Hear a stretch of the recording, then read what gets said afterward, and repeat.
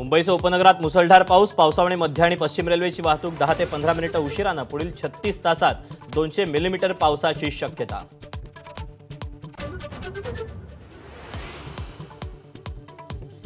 ठाणे जिल्ह्यात सकाळपासून पावसाची संततधार। अनेक सखल भागात पाणी साचलं, रस्ते वाहतूक मंदावली।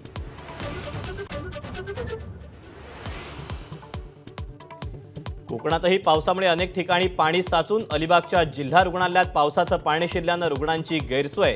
गुहागरच्या बाजारपेठेतही पाणीच पाणी।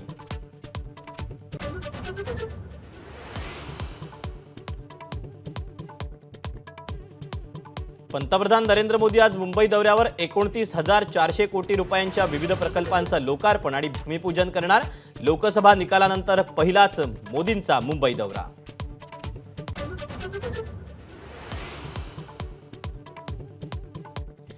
विधान परिषद निवडणुकीनंतर संजय राऊतांचा खळबळजनक आरोप। काही आमदारांना 2 एकर जमीन 20 ते 25 कोटी रुपये वाटले। संजय राऊतांचा मोठा आरोप।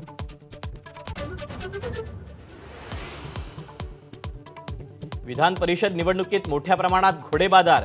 शेकापच्या जयंत पाटलांचा आरोप। शरद पवार आणि मविया सोबत राहणार असल्याचाही उल्लेख।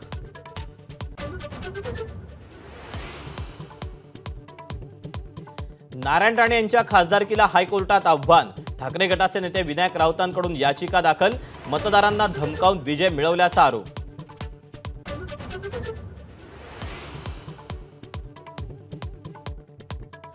सरकारला मराठ्यांचा रोष परवडणार नाही। हक्काचं आरक्षण आम्हाला द्या। मनोज जरांगेंचा इशारा। 288 उमेदवार पाडण्याचाही दावा।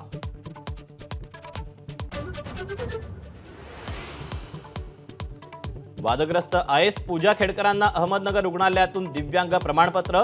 2018 मध्ये दिव्यांग तर 2020 मध्ये मानसिक आजाराचं प्रमाणपत्र। अभिलेख तपासणीत बाब समोर।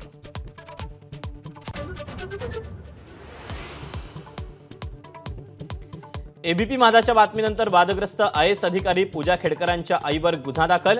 शेतकऱ्यांना धमकावल्याप्रकरणी मनोरमा खेडकरांवर गुन्ह्याची नोंद।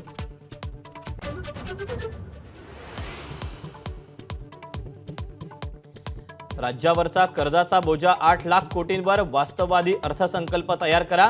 कॅगकडून राज्य सरकारवर ताशेरे।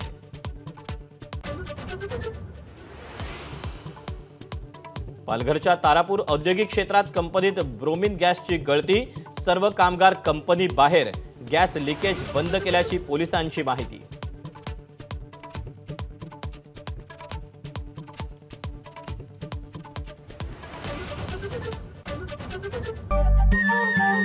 नमस्कार। मनसुद्धा तुझं ही वेगळ्याच प्रकारची मालिका तुम्हा सगळ्यांना खूप आवडली होती। याचा दुसरा सीझन कधी येणार अशी विचारणा झाली। प्रतीक्षा संपलीये मित्रांनो। येतोय मनसुद्धा तुझाचा दुसरा सीझन। होई मनसुद्धा तुझं।